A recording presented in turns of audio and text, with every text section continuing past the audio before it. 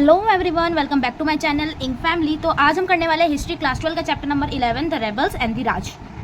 और आज की वीडियो में जो ये चैप्टर होने वाला है ये अपने हैंड रिटन नोट से नहीं बल्कि बुक से डीपली आपको एक्सप्लेन किया जा रहा है। एनसीईआरटी ये बुक है, ठीक है। और अगर आपने ये वीडियो देख ली तो आई बेट यू आपको कुछ और देखने की जरूरत नहीं पड़ेगी, बुक उठा के देखने की जरूरत नहीं पड़ेगी कि क्या है, क्योंकि आज हम बिल्कुल टू द पॉइंट होने वाले हैं और डीपली इस चैप्टर को पढ़ने वाले हैं कि इसमें है क्या। सो नाउ अगर आपने अभी तक वीडियो को लाइक नहीं किया तो लाइक कर दो, चैनल को सब्सक्राइब कर दो और कमेंट करके बताना कि आपको ये एक्सप्लेनेशन या कैसा लगा। और अगर कोई डाउट है तो वो भी पूछ लेना, मुझे बहुत अच्छा लगता है अगर आप लोग ऐसे डाउट पूछोगे तो चैप्टर है 11 rebels and Raj the revolt of 1857 and it's representation. सबसे पहले एक टर्म है रेबल, जिससे आप फैमिलियर भी हो गए। आपने आजकल एक चीज सुनी होगी रेबल किड। तो क्या है वो कि रेबल उन लोगों को बोला जाता है जो किसी चीज का विरोध करते हैं। अगर सब सीधे चल रहे होंगे तो वो बंदा अलग चलेगा सबसे। किसी चीज का जो विरोध करता है उसको रेबल्स बोला जाता है, ठीक है। तो उस टाइम पे 1857 जो रिवॉल्ट थी वो मेजरली जो थी वो रेबेलियस रिवॉल्ट थी। रेबल जो कर रहे थे उन लोगों की रिवॉल्ट थी और उनका राज तो कैसे था वो हम पढ़ेंगे। क्या हुआ ना, कहानी कुछ इस तरह शुरू होती है। 10 मई 1857 को कुछ सिपाही जो थे, जो मेरठ के सिपाही थे, उन्होंने एक म्यूटिनी ब्रोकआउट करी। What is mutiny? आप लोगों के जहन में, आप लोगों के दिमाग में क्वेश्चन आ रहा होगा। तो म्यूटिनी क्या होता है? ग्रुप ऑफ पीपल जो कलेक्टिवली जो है किसी रूल को ब्रेकआउट करते हैं, किसी रूल को कलेक्टिवली तोड़ना। जैसे कि मास बंक करना, सारे बच्चों ने मिलकर बंक किया, ऐसे ही सारे लोगों ने मिलकर रूल तोड़ा। तो अब ये जो रेबल थे क्यों थे, किसके अगेंस्ट थे और क्या करा, वो हम पूरा डीपली इस चैप्टर के अंदर पढ़ने वाले हैं। आई होप इतना आपको क्लियर हो गया होगा। द पैटर्न ऑफ रेबेलियन, तो रेबेलियंस का पैटर्न क्या था और हाउ द म्यूटिनीज बिगेन। तो सबसे पहले इन रेबेलियन लोगों ने क्या करा कि जितने भी हथियार थे ना ब्रिटिशर्स के, वो सारे कब्जे में ले लिए, सारे हथियार सीज्ड कर दिए। और जो उनका खजाना था, जो उनकी ट्रेजरी थी, उनको ट्रेजर को चुरा लिया। और साथ ही साथ जितनी भी गवर्नमेंट बिल्डिंग्स थी, jail, treasury, telegraphic office, record room, bungalows, इन सबको जला दिया, सारे रिकॉर्ड्स जला दिए। और जितने भी लोग वाइट पीपल, वाइट मैन से कनेक्टेड थे, अंग्रेजों से कनेक्टेड थे, वो उनका मेजर टारगेट बन गए, ठीक है। दुश्मन का दोस्त भी दुश्मन बन गया ऐसे ही। और ये नहीं कि सिर्फ एक, उनमें सब लोगों में क्या कॉमन था कि वो रेबेलियन थे बस। उसमें दोनों हिंदूज एंड मुस्लिम यूनाइट होकर इन्होंने फिरंगीज, अंग्रेजों के खिलाफ ये लड़ाई लड़ी, उन्होंने एक होकर, ठीक है। मेजर टाउन जैसे कि लखनऊ, कानपुर, बरेली, ये जहाँ पे मनी लेंडर्स थे और रिच लोग रहते थे, वो मेजर ऑब्जेक्ट बने ऑफ द रेबल ब्रथ, ठीक है। उन लोगों ने बहुत सपोर्ट किया रेबेलियस ग्रुप ऑफ पीपल को। इन मोस्ट प्लेसेस उनके घर, ब्रिटिशर्स के घर जो है वो लूट लिए गए, डिस्ट्रॉय कर दिए गए। Mutiny in the sepoy ranks quickly become a rebellion. इधर आपको एक टर्म दिखेगी बेल ऑफ आर्म, जिसका मतलब है store room in which weapons are kept. और ये जो बेल ऑफ आर्म होता था उसको साइज कर लिया गया, मतलब कि सारे जितने भी वहाँ पे वेपन्स थे स्टोर रूम में वो सब चुरा लिए गए। फिरंगी टर्म एक पर्शियन ओरिजिन है जिसका मतलब है Frank, which means Frank got its name. It is in Urdu and Hindi often derogatory sense to designate foreigners. In short foreigners को फिरंगी कहते हैं। ये तो मुझे बताने की भी जरूरत नहीं है। अब एक इंपॉर्टेंट बात है जो कि है लाइन्स ऑफ कम्युनिकेशन, और इसको ध्यान से सुनना क्योंकि ये थोड़ा सा कॉम्प्लिकेटेड है। 7th अवध इरेगुलर कैवलरी थी, जो ये नाम है 7th नंबर की, वो क्योंकि कैवलरी थी, मतलब कि पूरी इन्फेंट्री ग्रुप ऑफ सोल्जर्स, ठीक है। उन्होंने क्या किया था, मना कर दिया था, हम न्यू कार्ट्रिज, नए कारतूस, नए वेपन नहीं लेंगे, ऐसा उन्होंने लिखा था। 48 नंबर की जो इन्फेंट्री वाले सिपाही थे, उन्होंने इनको लेटर या फिर किसी पर्सन के थ्रू बोला था कि हम ये वेपन नहीं लेंगे। फिर से समझाऊं? समझाती हूँ। जो मतलब इसमें हम ये देख रहे हैं कि कितनी अच्छी लाइंस ऑफ कम्युनिकेशन, कितनी अच्छी जो है उनकी बातचीत थी, कितने तगड़े तरीके से, बढ़िया तरीके से वो मैसेज इधर से उधर पहुंचाते थे। ये ना एक नेम दिया गया, एक टर्म दिया गया है टू द ग्रुप ऑफ सिपाहीज, ठीक है। तो जो 7th नंबर की अवध की कैवलरी थी, मतलब सोल्जर जो कि हॉर्स में फाइट करते हैं बैठ के, उन लोगों ने 48 नंबर वाले जो सिपाही थे उनको मैसेज किया, मैसेज भेजा किसी पर्सन के थ्रू या लेटर लिखकर कि हम लोग जो नए कारतूस, वेपन्स, हथियार आए हैं उनको नहीं लेंगे। क्यों नहीं लेंगे वो हम आगे पढ़ेंगे, लेकिन साथ में इन्होंने लेटर में ये भी लिखा हम नहीं लेंगे, ये हमारे तरफ से, ये हमारे एंड से है कि हम अपने रिलीजन, अपनी कास्ट को बचाने के ये करेंगे, अब हम आगे क्या करें वो तुम हमको बताओ। ऐसे करके इन्होंने अपने अच्छी कम्युनिकेशन लाइन के थ्रू ये मैसेज भेजा। आई होप इट्स क्लियर, ठीक है। नेक्स्ट है captain Hearsey of the Awadh military police had been given protection by his Indian subordinate during the mutiny. तो जब म्यूटिनी हो रही थी, मतलब कि एक कलेक्टिव डिसोबीडियंस हो रहा था रूल्स का, कलेक्टिवली लोग रूल्स नहीं मान रहे थे, रेगुलेशंस नहीं मान रहे थे, और जितने भी हथियार थे उनका ब्रिटिशर्स के अगेंस्ट इस्तेमाल कर रहे थे, तब ये जो कैप्टन था इसको अवध के एक मिलिट्री पुलिस ने जो है प्रोटेक्शन दी, उसको बचा के रखा, ठीक है। जबकि डिसाइड ये हुआ था कि सारे इंडियंस जो है वो अगेंस्ट होंगे ब्रिटिशर्स के, but they were with Britishers. Order ये था रेबेलियंस का कि we had to kill all their white officers, लेकिन the military police should also kill Hearsey और deliver him as a prisoner to the 41st। The military police refuse to do either and it was decided to matter would be settled by panchayat. मतलब उन्होंने जो है ऐसा करने से बिल्कुल मना कर दिया और बोला कि ये जो मैटर है ना ये पंचायत रिजॉल्व करेगी। और एक थे चार्ल्स बॉल, इन्होंने बताया कि जो पंचायत का सिस्टम था ना कानपुर में, ये रातों रात आ गया सिपाहियों की लाइन में। अब हम बात करते हैं लीडर्स एंड फॉलोवर्स की, जिन्होंने फाइट लड़ी अगेंस्ट द ब्रिटिशर्स। तो अब ये जो फाइट थी ना बड़ी थी, तो इसके लिए हमको कोई ऑर्गेनाइजेशन भी चाहिए थी और साथ ही साथ कुछ लीडर्स भी चाहिए थे जो लीड करें उनको। तो जो मेजर लीडर आए वो कौन थे? कानपुर से सिपाहियों को जो है लीड कर रहे थे, उनका नाम था नाना साहेब, जो कि पेशवा बाजीराव सेकंड के सक्सेसर थे। उनके पास कोई और चॉइस नहीं थी कि, तो इसलिए उनको रिवॉल्ट जो थी उसके अंदर as a leader role play करना पड़ा। झांसी के अंदर जो है रानी लक्ष्मीबाई ने जो है लीडरशिप अपनाई और कुंवर शाह लोकल जमींदार इन अरायन बिहार में किसने? कुंवर शाह। ये कोई राजा नहीं थे, एक लोकल जमींदार थे, मतलब उनके पास भी अच्छी खासी पावर थी, तो इन्होंने लीडरशिप अपनाई। अवध में डिस्प्लेसमेंट करी गई ऑफ पॉपुलर रूलर नवाब वाजिद अली शाह, इनका एनेक्सेशन कर दिया गया और इनकी जगह जो आया प्रेजेंट लखनऊ में वो था ब्रिजेश कदर। तो नवाब वाजिद अली शाह की जगह कौन आया? ब्रिजेश कदर। ये एक यंग सन थे, छोटे बेटे थे ऑफ द सन ऑफ नवाब, और इन्होंने लीड किया किसको? लखनऊ अवध को। किसने? ब्रिजेश कदर। ये एमसीक्यू में इंपॉर्टेंट है, इसलिए मैं बार बार ये वर्ड रिपीट कर रही हूँ, ठीक है। और ये जो रेबेल का जो मैसेज था ना, रेबेलियन मैसेज था, वो पूरा लीडर्स ही नहीं, कॉमन पीपल में भी फैला, कॉमन लोगों तक भी ये बात गई कि वी नीड योर सपोर्ट। तो इसमें पीजेंट्स भी उतरे, वुमेन्स भी उतरी, ऑर्डिनरी मैन मतलब आम आदमी भी उतरा, और जो रिलीजियस ऐसे पंडित वगैरह वो भी उतरे। A local leader emerged urging peasant, zamindar and tribals to revolt. Shahmal mobilized the villagers of Pargana Barot in Uttar Pradesh. ये इंपॉर्टेंट है। तो क्या हुआ था? शाहमल जो थे ना, इधर से समझाती हूँ मैं, दो रेबल्स थे 1857 में, एक शाहमल और एक हमारे मौलवी अहमदुल्ला शाह। तो ये इंपॉर्टेंट है, इन्होंने कैसे रोल प्ले किया। तो शाहमल जो थे वो रहते थे हमारे बरौट उत्तर प्रदेश में, ठीक है, और ये बिलोंग करते थे to the Jat cultivator who kingship ties extended over 84 देश। The revenue demand was high, revenue का जो डिमांड था, जो टैक्स लिया जाता था वो बहुत ज़्यादा था, और जो उसकी कलेक्शन थी वो इनफ्लेक्सिबल थी, मतलब कि वो बिल्कुल भी फ्लेक्सिबल नहीं थी। उतना देना है तो उतना ही देना है, और इस टाइम तक देना है तो इस टाइम तक ही देना है। तो लोग बहुत ज़्यादा परेशान थे। तो शाहमल ने क्या करा, विलेज का जो हेडमैन होता है, जो पंचायत का हेडमैन होता है, बड़ा जो हेड होता है वो, और कल्टिवेटर्स जो थे, सारे किसान जो थे, कल्टिवेटर जो थे 84 देश के, वो रातों को जो है विलेज टू विलेज जाते थे, रात में विलेज टू विलेज जाते थे, गांव से गांव जाते थे, और लोगों को कहते थे कि तुम ब्रिटिशर्स के अगेंस्ट रेबल करो। मतलब वो लोगों को जो है अपने साथ मिलाते थे रात में सबके पास जा जाके, ऐसा। कौन? शाहमल।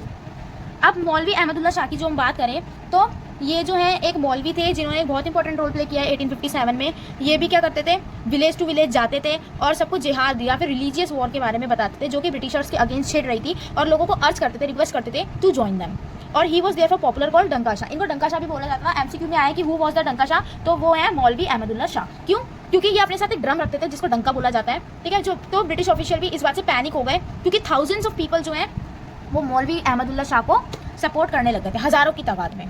सब्सिक्वेंटली इनका जो था ना वो, he was stop by police from preaching in the city. Subsequently 1857 में इनको जेल हो गई थी फैजाबाद में, क्योंकि वो सब ब्रिटिशर्स के अगेंस्ट कर रहे थे, तो और पुलिस भी ब्रिटिशर्स की थी, तो वो तो करेंगे ही। अब हम आ गए मेन मुद्दे पे कि आखिर जो है रेबल्स, वो रेबल क्यों कर रहे थे। तो कुछ रूमर्स थी एंड प्रोफेसीज थी। अब वी डोंट नो कि ये सच में रूमर्स थी या फिर, क्योंकि हम जितने भी सोर्सेज लाए हैं these are from the British text, तो इसमें हमको पॉइंट ऑफ व्यू नहीं मिला है ऑफ रेबल्स। तो अब देखते हैं रूमर्स क्या थी। तो सबसे पहले जो है रूमर्स और प्रोफेसीज ने बहुत इंपॉर्टेंट पार्ट प्ले किया था, जितना भी ये सब एक्शन हो रहा था उसके बीच। जो सिपाही थे वो दिल्ली पहुंचे मेरठ से, और उन्होंने बहादुर शाह को ये सारी बातें बताई कि जो ब्रिटिशर्स है ना वो पता है क्या कर रहे हैं, वो जो बुलेट्स होती हैं, जो रिवॉल्व्स होती हैं, रिवॉल्वर की जो बुलेट्स होती हैं, गोलियां, उसको क्या करते थे, कोट करते थे with the fat of cow and pig. मतलब पिग एंड काउ की फैट से, चमड़ी से उस बुलेट को कोट करते थे, और जब वो उस बुलेट को बाइट करते थे ना फोड़ने के लिए, तो क्या होता था, उनका धर्म, उनकी कास्ट, उनकी रिलीजन करप्ट होते थे। अब एक ऑब्वियसली बात है, cow and pig, obviously Hindu and Muslim don't consume such things, तो इसीलिए वहाँ से उनका धर्म भ्रष्ट हो रहा था। हिंदू का due to cow and Muslims का due to pig. The British try to explain, Britishers ने ट्राई किया एक्सप्लेन करने का सेपियोस को कि ये जो है ऐसा कुछ नहीं है, ये बस एक अफवाह है, लेकिन रेबेलियन ने उनकी एक ना मानी, और उन्होंने जो नई कार्ट्रिज आई थी, नए हथियार आए थे, उनको लेने से मना कर दिया। क्यों? क्योंकि according to them it were greased with the fat of cow and pig. और ये बात वाइल्ड फायर, जैसे जंगल में आग फैलती है, उस तरीके से पूरे सेपियोस में, पूरे सिपाहियों की लाइन में नॉर्थ इंडिया के फैल गई। एक रूमर ये भी कहता है कि कैप्टन राइट जो कमांडेंट थे of the rifle instruction reported that कि 3rd वीक ऑफ जनवरी 1857 में एक लो कास्ट खलासी जो थे, उन्होंने क्यों लोगों ने इस अफवाह को माना, ये कैप्टन बताते हैं हमको रेट क्या कि एक लो कास्ट खलासी थे जो कि काम करते थे मैगजीन में इन डमडम, और उन्होंने एक ब्राह्मण सिपाही को बोला था कि उनको पानी पीना है उनके लोटे से, लेकिन सिपाही ने उनको पानी देने से मना कर दिया था। क्यों? सिपाही ने बोला तुम लोअर कास्ट हो, अगर तुम मेरे लोटे से पानी पियोगे तो ये भी अशुद्ध हो जाएगा। तब उसने ब्राह्मण खालसी ने बोला था उनको, खालसी ने बोला था उनको कि you will lose your cast as ere long you will have to bite cartridge covered with the fat of cow and pig। कि मतलब उन खालसी ने उनको बोला था कि तुम अपनी कास्ट, अपने धर्म को छोड़ दोगे, लूज कर दोगे, जैसे ही तुम अपने उस कार्ट्रिज को बाइट करोगे। तो ऐसा इन अंग्रेज जी ने बोला था, ठीक है। देयर वॉज ये भी रूमर था कि जो ब्रिटिश गवर्नमेंट है ना, they destroy caste and religion of Hindu and Muslim. साथ ही साथ वो जो काउ एंड पिग की बोन का जो पाउडर होता है, जो डस्ट होता है, उसको आटे में मिलाकर बेचते हैं मार्केट में। मतलब काउ एंड पिग की जो बोन्स का जो चूरा होता है, जो डस्ट होता है, उसको आटे में मिलाकर खाने के पाउडर वो बेचते हैं मार्केट में। तो उसको जब कंज्यूम करेंगे ऑब्वियसली तो उससे भी धर्म भ्रष्ट होगा। ये भी फियर था कि जो ब्रिटिशर्स है, they want Indians to convert into Christianity. Indians में मैंने जोर क्यों डाला, यहाँ पे बात हिंदू या फिर मुस्लिम की नहीं हो रही है, यहाँ पे बात इंडियंस की हो रही है, यूनिटी की भी हो रही है कि वो है तो एक ही चीज़ ना। और इसी चीज़ के रिस्पॉन्स में जो थी ना प्रोफेसीज, ये सारी फैली। और एक बैटल ऑफ प्लासी ऑन 23 जून 1857। और एक और अफवाह उड़ी थी कि कोई आता है, गांव टू गांव जाता है और चपाती बांटता है, और वहाँ के जो गांव का वो होता है ना, जो वॉचमैन होता है विलेज का, उसको चपाती देता है, रोटी, और उसको बोलता है कि आगे 5 लोगों को और ये रोटी डिस्ट्रीब्यूट कर देना। ऐसे करके वो कुछ ऐसे फैला रहा है। ये भी कोई रूमर फैली थी। अब why did the people believe in rumour? अब जब हम इतना रूमर कह रहे हैं तो देखो, हर सच नहीं होता, हर झूठ नहीं होता। तो ये रूमर क्यों फैली और लोगों ने क्यों विश्वास किया? चलो फैली क्यों वो तो जान लिया, बट लोगों ने विश्वास क्यों किया, अब हम वो जानेंगे। तो rumour circulate only when they resonate with the deeper fear and suspicion. Obviously ये बहुत अच्छी लाइन है। कोई भी अफवाह तभी फैलती है जब वो किसी चीज़ से लिंक करती हो, जब लोगों के अंदर उस चीज़ का गहरा डर है मन में, दिल में, और लोगों के ऊपर वो चीज़ बीत रही है, तभी उससे रिलेटेड कोई भी रूमर फैलेगी। अगर मुझे कोई नहीं पसंद और वो मेरे बारे में अच्छाई भी करेगा, मुझे तब भी वो लगेगा कि वो मेरी बुराई ही कर रहा है। मैं ये नहीं मानूंगी कि वो मेरी अच्छाई कर रहा है, मुझे तब भी लगेगा वो मुझे ताना दे रहा है, ठीक है। तो ऐसे ही leadership of governor general lord William Bentinck, the Britishers, इन्होंने जो है बहुत सारी, कौन गवर्नर जनरल थे ये? Lord William Bentinck. इन्होंने बहुत सारी ब्रिटिश पॉलिसीज अपनाई थी और लगा दी थी इंडियन सोसाइटीज़ के ऊपर। Western education, western idea, western institution, मतलब private schools, private colleges, private industry, इतना वेस्टर्नाइजेशन कर दिया था कि इंडियंस को ये डर था कि हमारा जो ट्रेडिशन है, हमारा जो कल्चर है, we are somehow leaving that behind, हमारा कल्चर हमसे दूर जा रहा है। तो ये एक डर हम इंडियंस के बीच में मन में रह गया था कि Britishers are snatching our identity, वो हमसे हमारी स्टीलिंग आवर आइडेंटिटी, वो छीन रहे हैं हमसे हमारी आइडेंटिटी को, हमारे ट्रेडिशन को। और अब देखो, जब कोई ऐसी हरकत करता है ना, तो वो कुछ अच्छा काम भी करेगा तब भी गंदा ही लगेगा। ब्रिटिशर्स ने एक अच्छा काम किया था कि उन्होंने सती प्रथा को एबॉलिश कर दिया था 1829 में। ये MCQ में आ सकता है। और परमिट कर दिया था रीमैरिज ऑफ हिंदू विडो। लेकिन उस मतलब क्या है कि जो सती प्रथा होती थी कि अगर किसी वुमेन का हस्बैंड की डेथ हो जाती है बाय एनी चांस, तो उसके पायर यानी कि उनकी जो चिता होती है उस पर जिंदा जला दिया जाएगा। ये बहुत ही ज़्यादा कुप्रथा थी। ब्रिटिशर्स ने इसको हटाया कि ऐसा कुछ नहीं है, और उन्होंने अलाउ भी किया कि जो हिंदू वुमेन्स है, अगर उनके आफ्टर मतलब विडो होने के बाद if they want to remarry they can, it's their will. तो ना जो हम इंडियन थे उनको ये बात भी अच्छी नहीं लगी कि ये ऐसे क्यों कर रहे हैं, क्योंकि उस टाइम का माइंडसेट आप समझ सकते हो किस नेक्स्ट लेवल का डिस्क्रिमिनेशन होता था उस टाइम, किस नेक्स्ट लेवल का डिस्क्रिमिनेशन होता था। लेकिन ब्रिटिशर्स की एक बात और अच्छी थी कि वो सबको एक समान लेके चलते थे। उनके लिए तुम लड़का लड़की, अमीर गरीब, ब्राह्मण क्षत्रिय, ये नहीं है। उनके लिए तुम इंडियन हो, यू आर इंडियन, जो सबके साथ हो रहा है वही तुम्हारे साथ होगा। तो वो ये करते थे। हाँ, अब क्या था कि अब हम बात करते हैं अवध इन रिवॉल्ट। अवध क्या है और कैसे वो रिवॉल्ट के अंदर आया। तो और अब जो ब्रिटिशर्स है ना, वो अवध को अपना बनाना चाहते थे, अवध को पाना चाहते थे। तो यही हम पढ़ेंगे कि क्यों आखिर जो ब्रिटिश अथॉरिटी थी, they want to annex Awadh, वो अवध के ऊपर कब्जा क्यों करना चाह रहे थे, वो अवध को क्यों अपनाना चाह रहे थे। तो 1851 में जो गवर्नर जनरल थे, जिनका नाम था लॉर्ड डलहौजी, उन्होंने एक स्टेटमेंट दी थी अवध के लिए, a cherry date will drop into our mouth one day. मतलब अवध को उन्होंने एक चेरी बोला कि ये एक दिन हमारे मुंह में आके जरूर गिरेगी, हम मतलब उसको अपना बना देंगे। और 5 साल बाद 1856 में क्या हुआ, जो अवध एम्पायर है, जो अवध किंगडम है, वो उनके मुंह में आके गिर गया। मतलब वो चेरी उनके पास पहुंच गई, उन्होंने उसको एनेक्स कर लिया ब्रिटिश एम्पायर ने, और सब्सिडरी अलायंस लगा दिया अवध के ऊपर 1801 में। ये बहुत इंपॉर्टेंट है, बहुत ज़्यादा MCQ में भी आ सकता है, और आपका पूरा नंबर का क्वेश्चन भी बन सकता है 8 नंबर का इसके ऊपर, ठीक है। The term of this alliance of nawab had to, अब सब्सिडरी अलायंस आपने सुन लिया, 1801 में आया था। होता क्या, ये तो हमको नहीं पता, तो अब मैं बताती हूँ ना क्या होता है सब्सिडरी अलायंस। कि जो वहाँ का नवाब होगा, जो वहाँ का राजा होगा, उसको अपनी क्या बोलते हैं, उसको एम्पायर को, अपनी जितनी जो उसका एम्पायर है उसको छोड़ना पड़ेगा, उसकी ताकत अब खत्म हो जाएगी, ठीक है। नवाब को डिसबैंड कर दिया कि वो अब उसकी मिलिट्री फोर्स नहीं रहेगी। राजा किस चीज़ पे कूदते थे कि उनकी मिलिट्री है, उनकी आर्मी है, उनके अंडर लोग हैं, वही छीन लिए, तुम्हारी मिलिट्री फोर्स नहीं रहेगी। और ब्रिटिशर्स को जो है पोजीशन मिली जाएगी किंगडम के अंदर, ब्रिटिशर्स की पोजीशन होगी। साथ ही साथ अगर कोई भी एक्शन लेना है तो it will work on the advice of britisher. अगर ब्रिटिशर बोलेंगे ये करना है तो तुम वही करोगे, तुम अपनी तरफ से कुछ भी नहीं करोगे। ठीक है। नवाब को जो है इंक्रीज़ कर दिया डिपेंडेंस उनकी ऑन द ब्रिटिश, किसी भी लॉ को मेंटेन करने में, किंगडम को मेंटेन करने में नवाब टोटली डिपेंड हो गया ऑन द ब्रिटिश, और उसके पास अपनी कंट्रोल, अपना पावर नहीं रहा। दे फेल डैट, और वो क्यों चाहते थे अवध को? वो इसलिए चाहते थे क्योंकि उनको ऐसा लगा था कि जो अवध की सॉइल है वो बहुत ज़्यादा अच्छी है, अवध की जो प्रोडक्शन है वो बहुत अच्छी है, उसमें कॉटन बहुत अच्छी उगेगी, और कॉटन जो थी उस टाइम पे कमर्शियल क्रॉप थी, मतलब कॉटन बेच के बढ़िया पैसा आ सकता है। तो इसीलिए उन्होंने अवध को कब्जा करना था, उनकी फर्टिलिटी, सॉइल फर्टिलिटी एग्रीकल्चर के लिए, ठीक है। और वो जो रीजन था वो अपर इंडिया का एरिया था अवध, तो इसलिए उनको अवध और चाहिए था कि ये अपर इंडिया का पार्ट है, पावर ज़्यादा है, लैंड ज़्यादा है, और सॉइल फर्टिलिटी भी बहुत अच्छी है। धीरे धीरे उन्होंने क्या करा, मराठा लैंड, दौब, कर्नाटक, पंजाब, बंगाल, ये सारे एरिया को भी अपने कब्जे में कर लिया। Took over Awadh in 1856 was expected to complete a process of territory, और अवध को इसलिए भी चाहिए था, अवध को लेने के बाद जो उनका एनेक्सेशन था, कब्जा था ना जो उनकी टेरिटरी पे, वो पूरा हो जाएगा। एक छोटा सा यहाँ पे भी देख लो, it is about subsidiary alliance, ये बहुत इंपॉर्टेंट है। क्या होता है सब्सिडरी अलायंस? तो सब्सिडरी अलायंस जो है आपका आया था by the lord Wellesley in 1798, ये इंपॉर्टेंट है, तभी मैंने हाईलाइट किया हुआ है। और इसमें क्या था कि जो ब्रिटिश है वो ना, ब्रिटिश जो है प्रोटेक्शन देंगे टू द जो राजा, उसको राजा को ब्रिटिश प्रोटेक्शन देंगे इंटरनली एक्सटर्नली, लेकिन उसके बदले में राजा को है जो क्या करना होगा, जो ब्रिटिश मिलिट्री है उसके अंडर काम करना होगा, उनको मिलिट्री को फुलफिल करने के लिए सारे सोर्स जो है वो राजा देगा।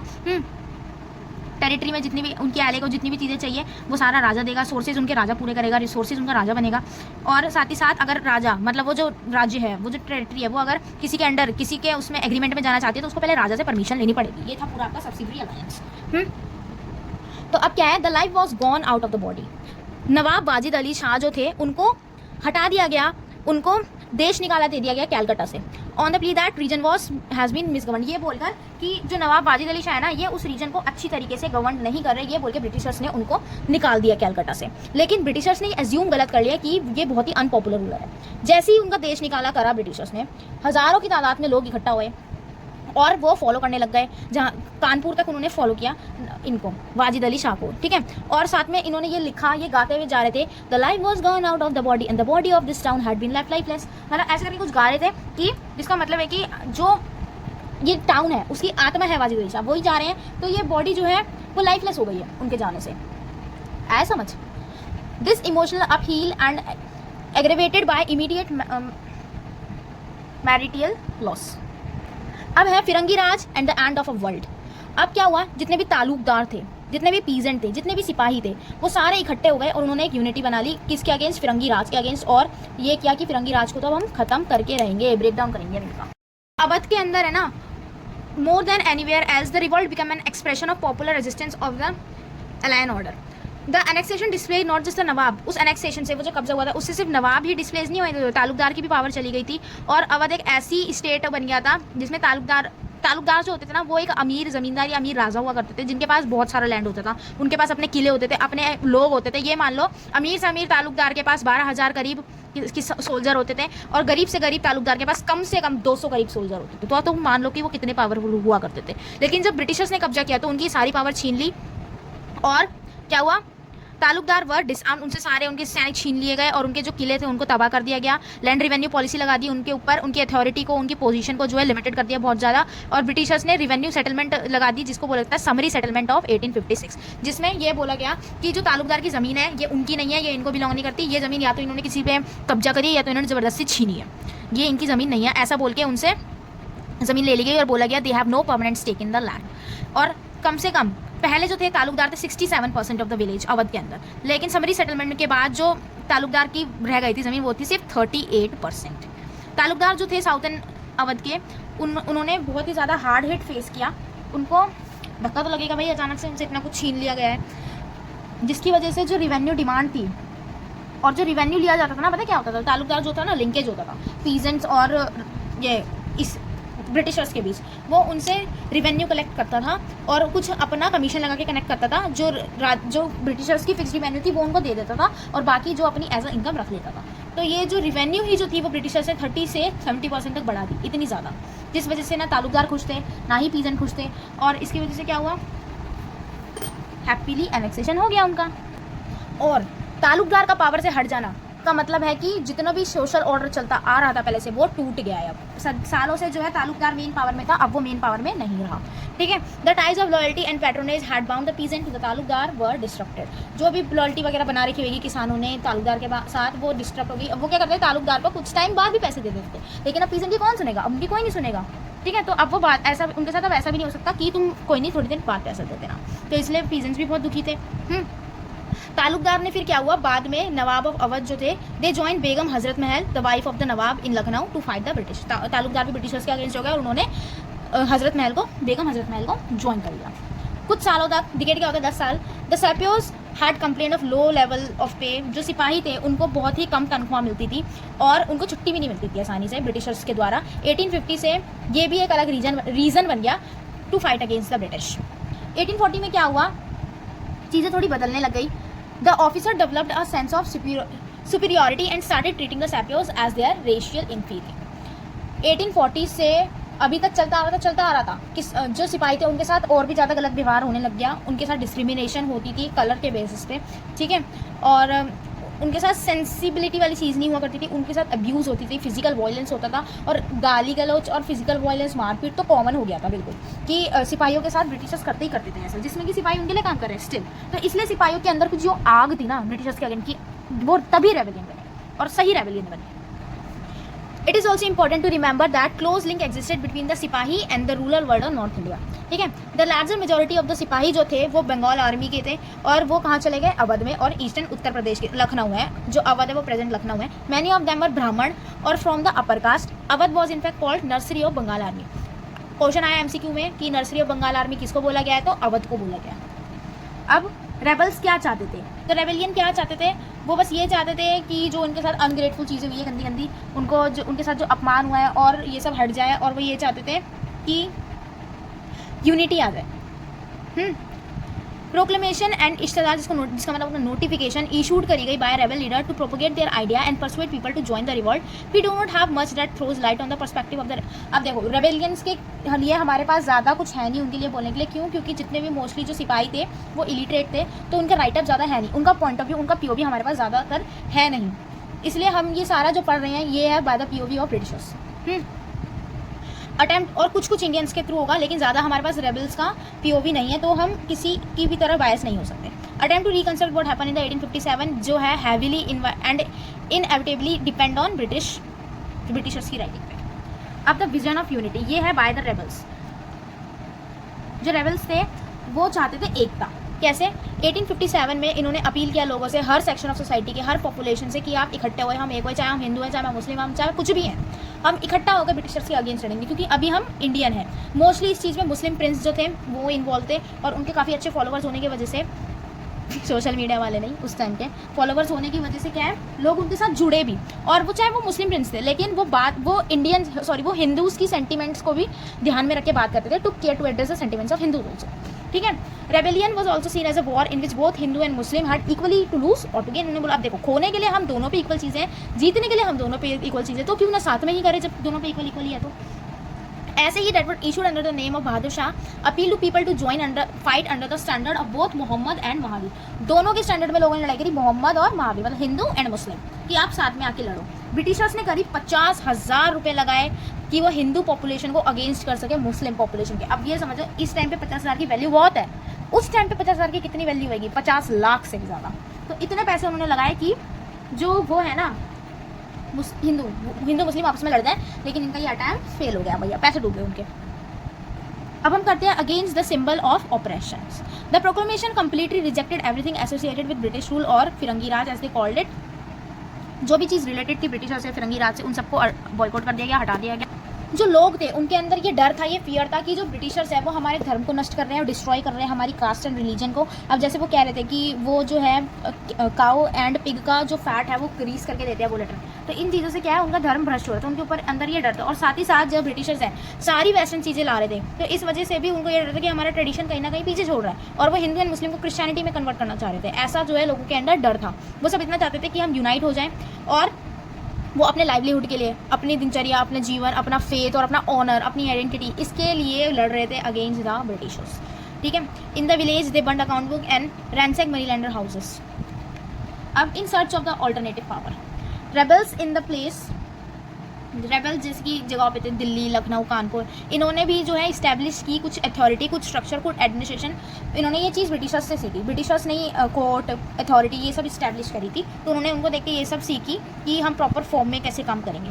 और अपॉइंटमेंट जो थी, appointments were made to various post arrangement made for collection of land revenue, payment of troops, order issue to stop and plunder, side by side plans were made. मतलब साथ ही साथ पूरे लोगों को अपॉइंट किया गया कि हमको अलग अलग पोस्ट निकालिए कि इस पे कौन आएगा, इस पे कौन आएगा। एक रेवेन्यू कलेक्ट करने के लिए अलग बंदा किया, कि जो जितने भी हथियार हैं उन सब की पेमेंट के लिए अलग बंदा किया। और साथ ही साथ ये प्लान भी कर रहे थे कि हम ब्रिटिशर्स को कैसे अपने रास्ते से हटाएं, कैसे इंडिया से भगाएं इनको। चैन बन गई पूरी कमांड्स की, जो कि आर्मी कमांड करती थी जिसको। लेकिन अवध के अंदर क्या हुआ, ब्रिटिशर्स ज़्यादा टाइम तक रेसिस्टेंस नहीं रहे, ज़्यादा टाइम तक ब्रिटिशर्स अवध से दूर नहीं रहे, उन्होंने वापस से कब्जा कर लिया था अवध पे। Repressions, Britishers pass a series of law to help them quell insurgency. Britishers ने बहुत सारे लॉ निकाले, उसमें नंबर ऑफ एक्ट पास किए गए मई एंड जून में 1857 में, और साथ ही साथ मार्शल लॉ निकाल दिया। खुल्लम खुल्ला लोगों को मारपीट हो रही थी, लोग मर रहे थे, बिना कुछ बताए कि हम तुमको क्यों गिरफ्तार कर रहे हैं, सीधा गिरफ्तार कर दिया। कोई बाहर मिल गया सीधा गोली मार दी, सीधा मार दिया। ऐसी हरकतें ब्रिटिशर्स करने लग गए थे। रेबेलियन भी फिर कर रहे थे सेम उनसे लड़ने के लिए चीज़ें, लेकिन इस चीज़ में दोनों का ही बहुत नुकसान हो रहा था। ब्रिटिश दस माउंटेड 2 प्रोलॉन्ग अटैक, 2 अटैक किया उन्होंने, एक कैलकाटा इनटू नॉर्थ इंडिया और एक पंजाब, ठीक है, जो कि पीसफुल थे। Now attempt to recover Delhi begin in the earnest in the early June 1857, but it was only in the late September. City Delhi को भी कैप्चर कर लिया ब्रिटिशर्स ने। कंट्री साइड के जो लोग थे उनको वो बहुत ज़्यादा मतलब अस्त व्यस्त हो गए, बहुत परेशानी। It was a hostile situation, लोग बहुत ही ज़्यादा मरे भी दोनों साइड से। जैसे कि एग्जाम्पल के लिए अवध के अंदर British official called Forsyth estimated that 3/4 of the adult male population was in rebellion. Awadh की जो 3/4 मेल पॉपुलेशन थी वो रेबेलियन थी। The British tried to break up the unity by promising to give up the big land. अब Britishers ने क्या अपनाया, पैसे का, कि इनको अब अलग करना है, इन्होंने ये अपनाया। तो इन्होंने क्या बोला कि हम आपको लैंड देंगे, बिग लैंड होल्डर को उनकी स्टेट ज़मीन दे देंगे, हम आपको साथ छोड़ दो और हमको लॉयल्टी दो आप अपनी। और बहुत सारे छोड़ भी दिया होगा लालचियों ने लॉयल्टी के लिए। Many money landers died fighting the British और दे एस्केप्ड टू नेपाल। बहुत से जो मनी लैंडर्स थे ना, लैंड होल्डर्स थे, वो या तो ब्रिटिशर से लड़ते लड़ते मर गए, या तो उनको भाग के नेपाल जाना पड़ा अपनी जान बचाने के लिए। और नेपाल जाने के बाद भी वो या तो किसी बीमारी से मर गए या तो भूख की वजह से मर गए। अब इमेजेस ऑफ द रिवॉल्ट, तो कुछ इमेजेस भी बाहर आई हैं इस रिवॉल्ट से, पेंटर्स ने पेंटिंग बनाई है। Official account of course abound colonial administration military man left their version in letters diaries. जो मिलिट्री मैन थे, जो ब्रिटिशर्स थे, उन्होंने अपने वर्जन, अपनी जो उनकी पीओवी है वो लिखी है लेटर्स में, डायरीज में, ऑटोबायोग्राफी में, ऑफिशियल हिस्ट्रीज में, ठीक है। जो रिवॉल्ट की स्टोरीज थी पब्लिश करी गई ब्रिटिश न्यूज़पेपर्स में, मैगजीन में, और नरेट भी करी गई इनको, और बताया गया कि it as the violence of the mutineers, और अपनी गलती नहीं बताई है। और सेलिब्रेट किया सेविरीज को, जो बच गए ना लड़के, उनको सेलिब्रेट किया कैसे, comrade the British heroes who save the English and repress the rebel. उनको जो है बढ़ावा दिया, उनको हीरो बोला गया जिन्होंने, अंग्रेजों ने खुद को बचा लिया, और साथ ही साथ जो हमारे इंडियंस रेबल्स थे उनको मार गिराया। और उसी पे रिलीफ ऑफ लखनऊ लिखी, पेंट करी गई बाय थॉमस जॉन से। एक पेंटिंग है रिलीफ ऑफ लखनऊ, जो कि थॉमस जॉन बारकर ने बनाई थी 1859 में। ये इंपॉर्टेंट है, और यही इसी टाइप की एक ऑनरी वाली चीज़ है कि कैसे इंग्लिश मैन को ऑनर किया गया कि उन्होंने रेबल्स को, हमारे इंडियंस को मार गिराया। Henry Lawrence the commissioner of Lucknow collected the Christian population and took refuge in the heavily fortified residence. एक बार करते हैं उसने पेंटिंग बनाई सेलिब्रेट करते हुए movement of camp bells entry at the set. इसने कैनवास पे पूरी ड्राइंग बनाई, क्या पेंटिंग बनाई कि कैंप बेल हो रहा है, ऑर्डरमैन है, हैव लोग है, मतलब ये सब कुछ लोग है, ये इतना इंपॉर्टेंट नहीं है आपका, ठीक है।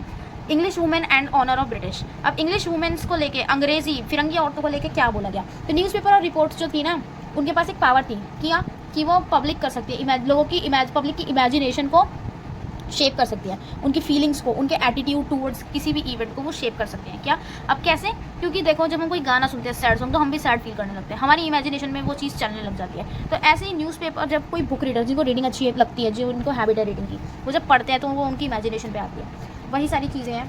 ब्रिटिश गवर्नमेंट जो थी ना, उन्होंने in the honour of British women, white women, एक उन्होंने ऐसी पेंटिंग बनाई जिसमें दिख रहा था कि कितनी बेचारी हैं वो, कितनी परेशान है वो। ब्रिटिश गवर्नमेंट आज to protect the honour of innocent women and insure की सेफ्टी ऑफ हेल्पलेस चिल्ड्रन। एक इन्होंने पेंटिंग बनाई थी ये, जिसका नाम है in memoriam by Joseph Noel Paton, ये एक ऐसा कुछ नाम है उसका। 1859 में ये पेंटिंग बनाई थी, जिसमें आपको दिख रहा होगा एक वुमेन है बेचारी बीच में, जिसके आसपास कुछ बच्चे हैं, तो उसने यही दिखाया कि कैसे इंग्लिश वुमेन और children huddled in a circle looking helpless, innocent, seemingly, ऐसा कि उस टाइम पे हम लोगों ने मतलब रेबेलियंस ने कितना वो कर दिया था ब्रिटिशर्स वुमेन पे अत्याचार। अब दूसरी तरफ कुछ पेंटर साहब थे जिन्होंने, एक थी मिस व्हीलर की पेंटिंग, ये आपको दिख रही है कि इसमें एक लेडी है बीच में खड़ी है और इनको बहुत ही शूरवीर दिखाया गया कि एक हाथ से गन चला रही है इंडियन रेबेलियंस के ऊपर। तो उनकी उसमें प्रेस में ये छपी कि उनके ऑनर में कि कैसे सिंगल हैंड वो अटैक कर रही है रेबल्स पे, कितनी ताकतवर है। फिर एक इन्होंने पेंटिंग निकाली जस्टिस पंच के नाम से 12 सितंबर 1857 को, जिसमें उन्होंने ये दिखाया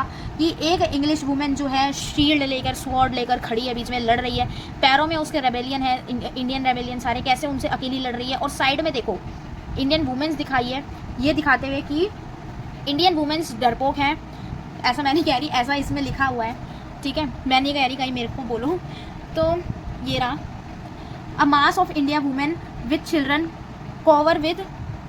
कॉवर्ड दिखाया उनको, कॉवर विद फियर, कि वो डर रहे हैं, कैसे इंडियन वुमेन्स वगैरह डर रही हैं और ब्रिटिश वुमेन जो है वो हाँ भैया हम तो हीरो है, ऐसे करके उनको हीरोइक तरीके से दिखाया। फिर एक पेंटिंग में उन्होंने ये दिखाया है ब्रिटिशर्स ने कि ये है ब्रिटिशर्स का लायन और ये बंगाल टाइगर, बंगाल को टाइगर के साथ डिनोट किया जाता है ना, तो इसीलिए उन्होंने ये ऐसा दिखाया कि कैसे बंगाल टाइगर के ऊपर ब्रिटिशर्स जो है हमला कर रहे हैं, कैसे ताकतवर हो गए हैं। फिर एक उन्होंने परफॉर्मेंस ऑफ टेरर जो भी हो रहा था उसकी एक पेंटिंग ऐसे बनाई है।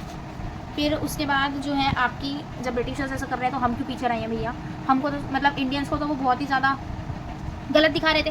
तो नेशनलिस्ट इमेजनरी है, ये जो रिवॉल्ट ऑफ 1857 थी ना, ये फर्स्ट टाइम था, first ever movement, national movement थी जब लोगों के अंदर ये हवा चली कि हाँ अब हमको ब्रिटिशर से छुटकारा चाहिए, अब हम इनके कब्जे में और नहीं रह सकते। ये फर्स्ट नेशनलिस्ट मूवमेंट थी रिवॉल्ट ऑफ 1857, जब हमारे को लगा कि अब हमको आज़ादी चाहिए, और लगा भी कि अब हमको आज़ादी मिल जाएगी। It was celebrated as the first war of independence in which all the section of the people India came together and fight against imperial, unity के साथ बिना धर्म जाति वो करें, सबने साथ में लड़ा।